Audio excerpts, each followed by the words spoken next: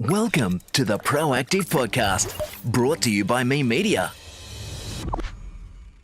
G'day world, Chris Hogan coming to you from Me Media Studio here at Burleigh Heads for episode 121 of the Proactive Podcast. And today I have with me Matt Stiegler. Yep, that's it. Stiegler. From Cannabella. How are you, Matt? Good, doing good. Matt, Cannabella started 2020, is that correct? It kind of started about 3 years ago, but launched it to the market, 2020. Excellent. Yeah. And so new to the market in 2020, what a year to start a business. Yeah. And Cannabella is a skincare company. Yep. And we have some of the range right here, but it is made from hemp seed oil. Yeah, that's the base ingredient. Hence the name, orange. Yep. Canna, meaning cannabis, and Bella meaning beautiful, I imagine. Well, that name came about, we lived on a road in Sydney called Cannabella. Okay. So it was like a play on of that name, Cannabella. Okay. Yeah. Good. Well, I guess you're lucky then that Yeah. Bella means beautiful. Yeah, that's it. And so, mate, what's it been like starting a business in 2020? It's been surprisingly good for us. Like, more people have kind of got into health and wellness. They've had time to chill out, I guess, and figure out, what they wanted to do in their life with the whole lockdown and the world turning upside down. Yep. Yeah. So it's been all right. When it first started, we were like, oh shit, this isn't good. Like, it's not a good time, but we've pulled through all right. Yeah. Great to hear. And so 3 years ago, Yep. what started all this? So about a bit over 3 years, 3.5, nearly 4 years ago, our mum was diagnosed with stage 4 non-Hodgkin's lymphoma. And basically she was a couple of blood points away from not being treated conventionally. And so that's when we decided to, with chemotherapy, give her cannabis oil to help her through it. Yep. Yeah.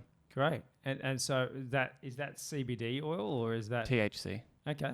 THC and CBD. So full plant. Great. Yeah. And is that what did that do? So basically, she couldn't handle the painkillers. They were making her sick. And first drop of cannabis oil we gave her was an instant turnaround. Started eating again. Didn't even have to take a Panadol, and kind of got her through that whole episode that she was going through. Fantastic. And was she doing chemo as well? Yep. Yeah. Right. Yeah. So she had about 6 weeks of being not misdiagnosed, but kind of having a run around with the doctors. She was going to all different kind of like physiotherapy because she had back pain. So that was what they kind of put it down to. So they were sending her to physio or different kind of different alternative therapies with back pain stuff. And by the time they gave her a PET scan, that's when they figured out that there was something a bit more serious. Right. Okay. Yeah. And so how did this product come about based on, I guess, it was ingesting the cannabis oil? Yeah, that's right. So how did the skincare sort of come about then?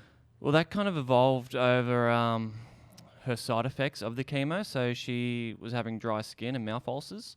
So we saw how well the cannabis oil or the THC was working internally for her. So I thought I'll add a bit into her skincare and see how that works. And that was kind of, she was seeing really great results with that. And basically through her treatment, I changed her diet around to raw vegan and heaps of green juices, just put her on the whole kind of health path of detoxing and helping, supplement what she was doing. And so the skincare was the last thing I looked into, ingredient-wise, because I got rid of all the chemicals and all that out of her diet and around the house. So the skincare was the last thing I was looking into, and as I was kind of like melting it down on the stove, I was reading the ingredients that was in it. I thought, well, shit, they're no good. So started making it from scratch. Just watched YouTube videos on how to make skincare. Okay. Yeah, that's how it kind of evolved. Awesome. So no background in skincare? No, No? my background's like music. Yeah. Yeah, Proper hack? yeah, Love it. yeah. And just living by life experience, basically. Yeah. Yeah. Yeah, I kind of went down the whole rabbit hole of nutrition and health about 10 years ago when I went raw vegan. Did like a detox. I was doing like 9-day juice fasts and all that kind of stuff, and that led me into I guess the knowledge of plant-based medicine Yeah. and Yeah, same how I here. could put that into helping her. Yeah, same. Like I remember years ago when hemp seed oil wasn't able to be legally sold on the counter. Yeah, And as a food, the nutritional profile is absolutely beautiful. yeah, The bioavailability of a plant-based omega-369 oil for ingesting was only basically able to be sold on counter probably a couple of years after I first saw it. yeah, For topical use or for animals. yeah, only, yeah. And then that became legal for humans to be Yeah. able to ingest. Yeah. And mate, it's such a beautiful thing. I find that oil when I'm taking it, I'm brighter. Yeah, My skin's a lot better. yeah. And who knows what else. Yeah, well, I it's think- unreal. Like 3.5 years ago, hemp seed was basically you couldn't sell it as a food product. Yeah. So, we had to treat our mum illegally, like through the compassionate market of Yeah. finding suppliers. Yeah. So it was like bizarre. Yeah. Bizarre that hemp seed was still kind of illicit as a food product. Exactly. Yeah, and so the oil is actually comes from the crushing of the seed. Yeah. And the oil extracts from the seed. It's not from the plant fiber, No. blended plant fiber or anything like that. No, not hemp seed. Yeah. Yeah. Yeah. So it's I guess you got to clarify that for people. Sometimes they don't really understand where the oil's coming from. But Yeah. yeah. And the hemp seed is actually beautiful to eat as well. Yeah. I love it as a alternative for, I guess, cracked wheat in a tabbouleh. Yeah. Something yeah. like that. Yeah.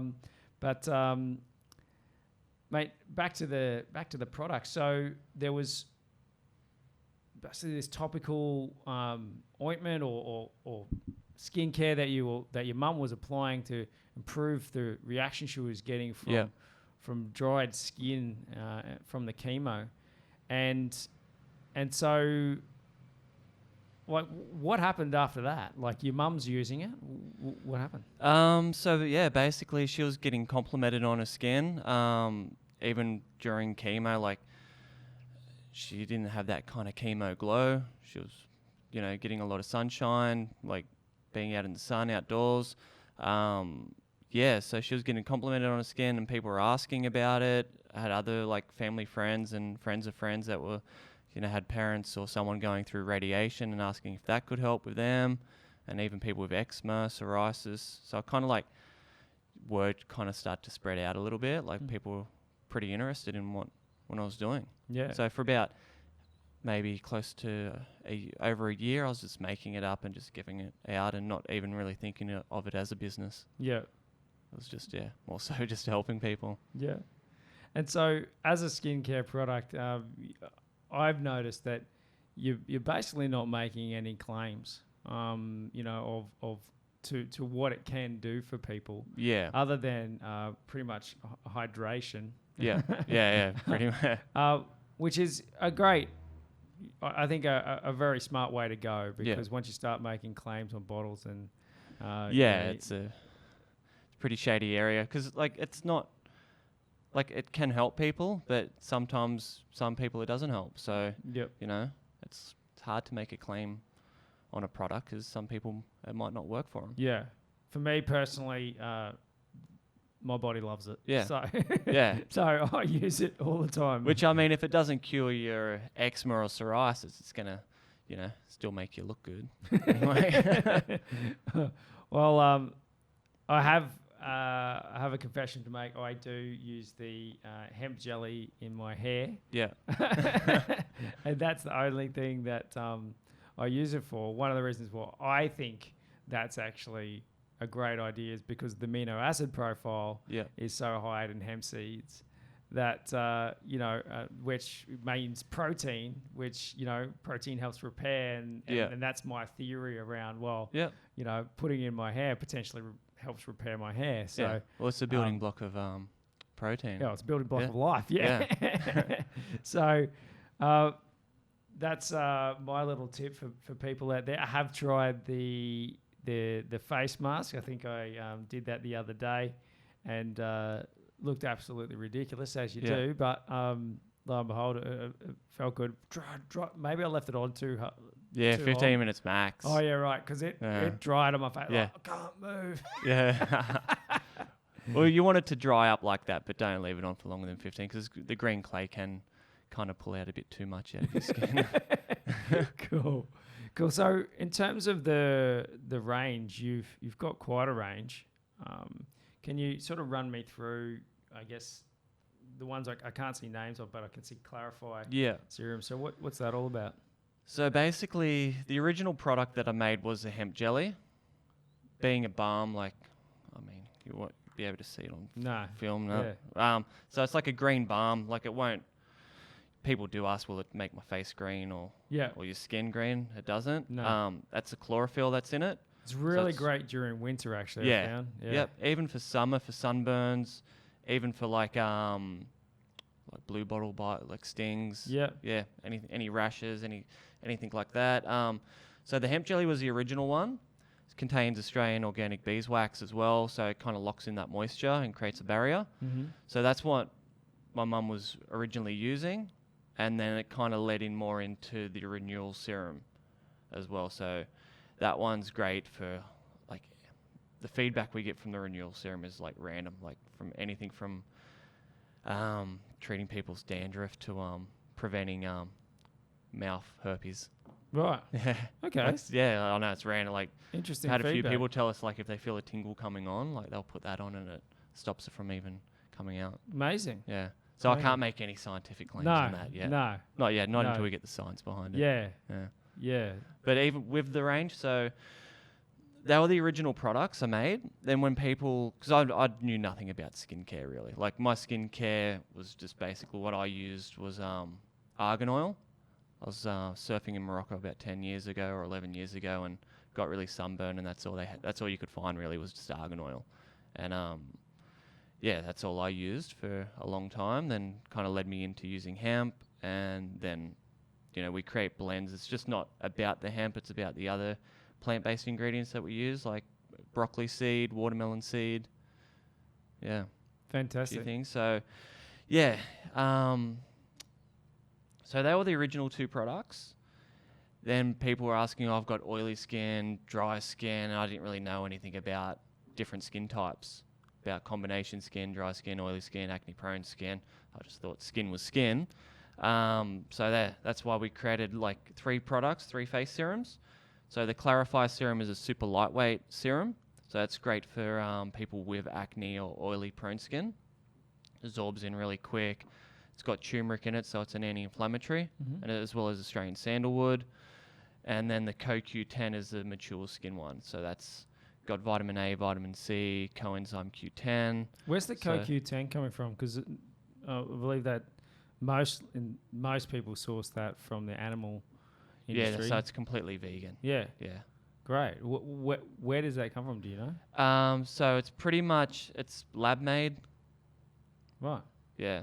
So it's I'm not sure exactly how they produce it. Yeah. Like the scientific side of it, but yeah.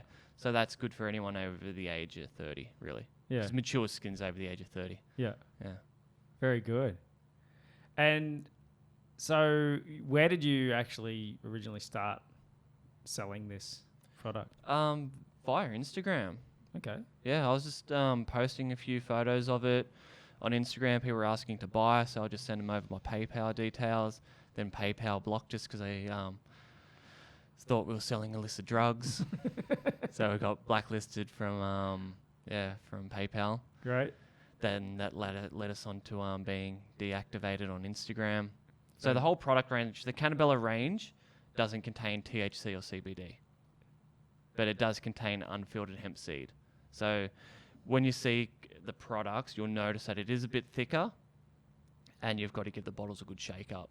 So it's completely unfiltered, so it's higher in chlorophyll, and that's like great for repairing the skin and putting oxygen in the skin as well. Yeah. And of course, they were all wrong. They didn't need to ban you. God, they're just sticklers, aren't they? Yeah. And so what happened next? Yeah, so then it kind of gradually built up, made the website and just started over time, over a year or year and a half, we just started selling and started doing the markets and getting into retail. Markets. Yeah. That would have been, I always find markets are a fantastic place, just like a retail store is. Yeah. To get that customer interaction and get that feedback. Yeah. So you did those pretty early in the piece, right? The markets? No, we did them at the start of the year. Like we got 2 or 3 markets in before COVID hit. Sorry, yeah. Of course. All right. So you got 2 or 3. Just in that space of time, you did. I'm pretty sure you did experience like kind of people coming back though. Is that right? Yep. So with the skincare industry, what I've learned, it's based on giving out samples because you kind of got to convince someone to change what they're already using or what they already like. Because some people be thinking, oh, rose hip, that works for me, but until they try, like for instance, a renewal serum does contain rose hip, but when you mix it in with some other plant oils as well, like a little boost, like it's the synergy effect of like boosting the plants together. So yeah, I'll give out samples and I'll notice I'll get an online sale or they'll come back the following market day and buy. Yeah. Yeah. And so investment wise, has it been 100% your own family just investing and bootstrapping this thing? Yeah. So originally I was working down in Sydney. That's where I'm originally from. Working full time and just pumping my own money into it. Yeah. Yeah. Good stuff. I love a part-time gig on the side. Yeah, eventually. Yeah. And is this your full-time gig yet, or? It's getting there. Yeah. Yeah. Pretty much. Yeah. Yeah. So almost a full year of basically just part-timing it. Yeah. Building a brand. Yeah. We were kind of lucky that in a way when COVID did hit, the government were pretty much giving everyone a salary. Yeah. So that kind of gave us that time to lock in and, not have to worry about how we're going to feed ourselves. So it almost worked out a perfect timing, the COVID for us. Far out. Like other businesses obviously suffered, but I guess for new businesses starting out or working out an idea, it kind of gave them an opportunity to lock in and. Yeah, as long as you're employed just that right amount of time beforehand, it's all good, hey? Yeah. Lucky. They do say the best time to start a new business is in a recession. Yeah. We weren't officially in a recession then, but you could argue otherwise. Yeah. And the reason why that is because essentially you're solving a problem that people really want solved for them at one of probably the hardest times of their life. And being in beauty is a great industry to be in because it actually, it makes people feel good. It boosts their self-esteem. Yeah. So you're in the beauty game, albeit you probably can't claim. Well, you can't claim too much yet, but you're practically in the skin nutrition game. Yeah. And I've been there before, albeit I failed in that market. So you're doing better than me already. And where do you think this might lead to? Have you got any ideas? Like visions or big grand goals? Yeah, well, with the whole kind of, how it all begun, it wasn't just about the skincare with our mum, with helping her. It was about other supplements she was taking, like liquid chlorophyll, or the green juices and a few other supplements. So for us, it's about being into the whole health and wellness game. So we've got other products we're working on. So it's just not about skincare. It's more about creating a lifestyle and advertising a good lifestyle for people. Because there's no point doing, thinking cannabis oil is going to work for you or, get end up with cancer and go, I'm just going to do cannabis oil and eat McDonald's and junk food and all that kind of stuff. It's kind of, you got to work on the whole package. Yeah. And, you know, you want to prevent yourself from even getting sick in the first place. So Yeah, as we would say, be proactive. yeah. So that's one thing I learned from a plant-based diet, is that it is probably the most proactive way to keep yourself well. Yeah. Effectively, you're taking care of your gut flora, your microbiome. Yeah. You know, and you're keeping all your nutrition at a optimal level. Yeah. Obviously, you know, if you don't do it right, it's not kept at an optimal Yeah, level. yeah. Well, you've got that kind of like vegan movement now that, you know, they're pushing all like the fake meat and the Beyond Meat or whatever it's called. And it's just rubbish. It's not even food. Yeah, it's Like, it's processed again. Yeah, yeah. We're going back to process. So early in the piece, I think I was healthier because I'm about the same amount of time, about 10 years ago, started being vegan. And early in the piece, it was proper hard actually go out and buy anything off the shelf that was vegan. Yeah. So it was like plain tofu or maybe like satay tofu in the packets. And I don't think that wasn't it. That Yeah, didn't exist back then. So it was pretty much tempeh and tofu, I think. Yeah. That was about it. And there was no desserts. I think maybe if you're lucky, you could have got like a raw ball, like some kind of date with a bit of coconut. Shredded coconut on top. That was about it. Yeah. And that was a treat. Yeah, it was. Yeah. I found myself consuming a lot of sort of Indian, Asian food because I could make that vegan and still, you know, get a real, you know, flavorful, you know, meal. Yeah. And I was proper excited about those meals. Still eat them today. But the introduction of the processed food. It's changed things. Yes, it makes life a little bit easier for a vegan, you know, like you get home late at night or whatever it is, and you can slap one of those things on the barbie and feel like you're part of the party with the rest of the people. Sometimes at a barbecue where you just go, oh yeah, look, just put that over there. Don't let it touch the other stuff. Because you could never really eat out. Like eating out was pretty much impossible. But now so many restaurants have like a pretty extensive vegan option now. Yeah, I remember it was really funny early in the piece. Can I have something vegan? And the chefs out the back, you know, in a pub, on the Gold Coast here, would just like panic and basically put some lettuce, some carrot, and some tomato on a plate for me, and that was it. Yeah. Or even if you ask for like a hamburger with no meat patty, it'd just be like, what? What? Yeah.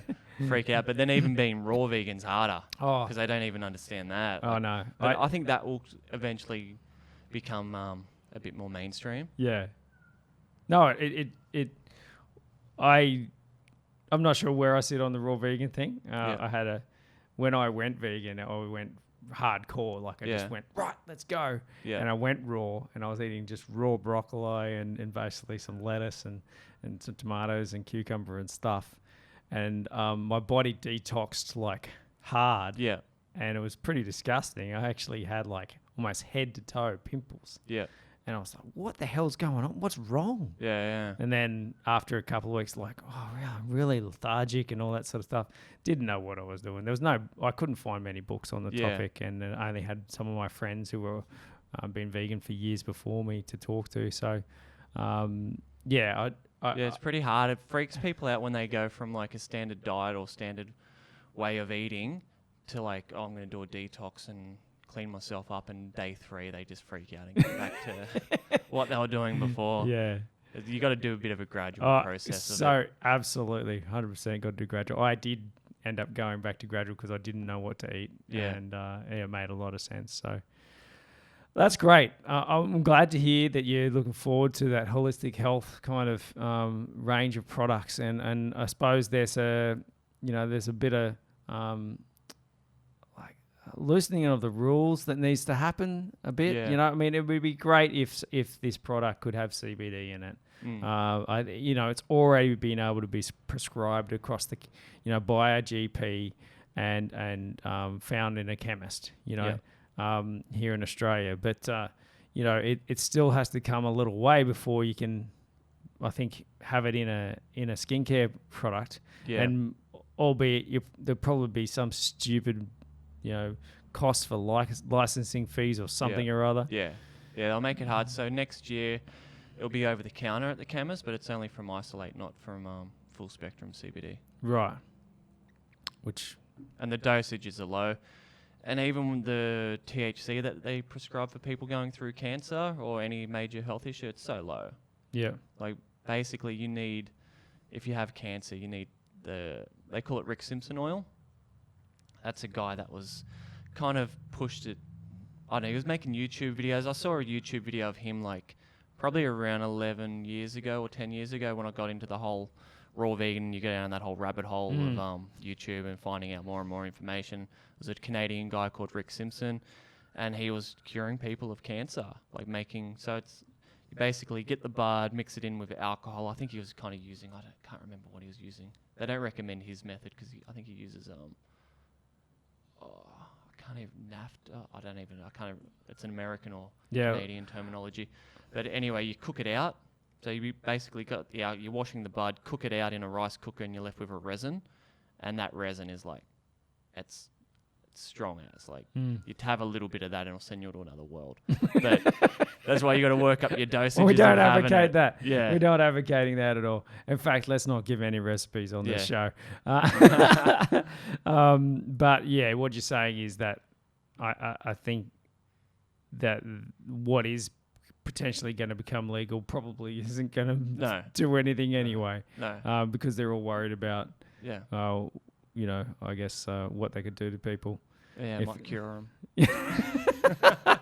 Yeah, can't even say that word. No, look, my father died from cancer as well, and I went vegan not long after that. I got really angry with the public health system. Yeah.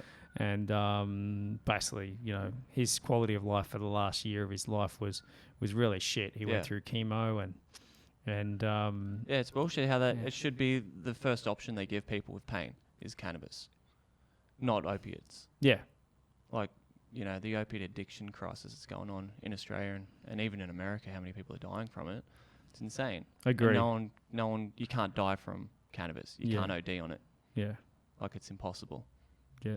Agree. The only way you're going to OD is maybe if you eat too much food from, you do something stupid because you're high.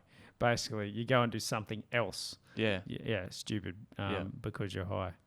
And But even doing reading up on that and I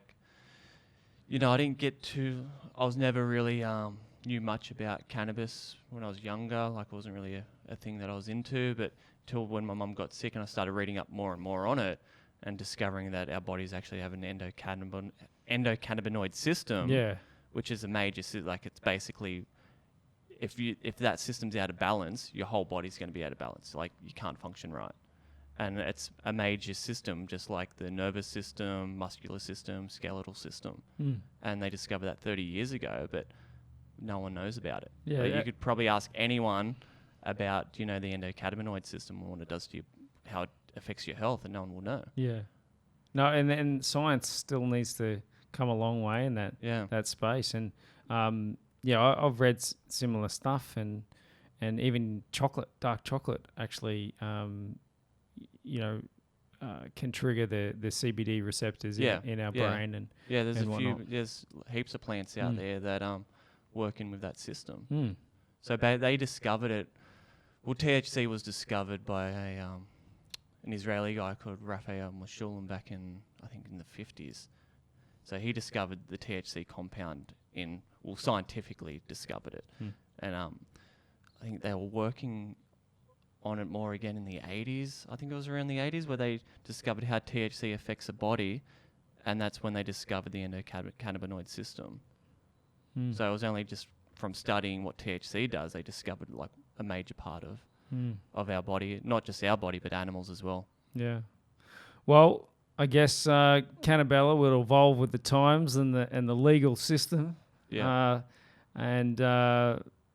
Mate, at least you're making some headway here, and it's great to see. And just to be clear, there is nothing illegal about these products. Yeah, no. And running Facebook ads has just recently become a thing you can do. You finally got past that hurdle. It's one of our experiences as well when trying, controversial, if that's the right word to use, controversial products on Facebook as an advertising platform. It's just about persistence. So if you are failing there, by all means, get in touch.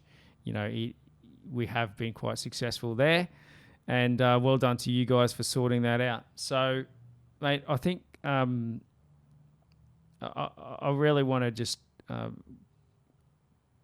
finish off by saying that well done on creating a product, you know, and especially in this time, and doing the hard yards, not expecting the overnight success, doing the part-time gig. You've probably been in a garage or something similar, just keeping it clean and basically clean out a garage, and that's where Pretty we much, started. just a spare room. Yeah. Cleaned it out and Yeah, and that's where all the So, best businesses start. yeah. I started there too, so hopefully I can claim some big success from that as well, mate. Well done. How does everybody stay in touch and stay across Cannabella? Instagram is Cannabella_AU. Website cannabella.com.au. Email is info@cannabella.com.au. Beautiful. Yeah. I love the products, guys. I can definitely vouch for them, and my wife loves them too. Anybody I gave them to, especially during winter, that's when I first started using it. Well, just like so grateful. Cool. And my kids love the I think it's the Tropica. Yeah, they love that, especially for like just before bed. If they were having any sort of skin rashes or anything like that, dry skin, they were that one applying that nearly full body. Right? Well, that one was I made that one for myself originally because of surf. So that was made for me for after days spent out in the sun. It's got aloe vera, watermelon seed. Yeah. And I was trying to kind of make it smell like surf wax. I don't know if a lot of people have smelt surf wax before, but you want to eat it. So it's a full natural it's a natural version of what surf wax would smell like. Yeah. But I don't know. It's a cross between surf wax and a cocktail. Rightio. Cocktail for your skin. Yeah. Beautiful. Thanks so much, Matt. Thanks for coming on. Yeah, thanks for having us on. And that's enough from us. You can check out many more podcasts on Apple and Spotify, or you can hit our YouTube channel or even our website, memedia.com.au, and the podcast is the Proactive Podcast. Thanks for watching, guys, and see you again soon.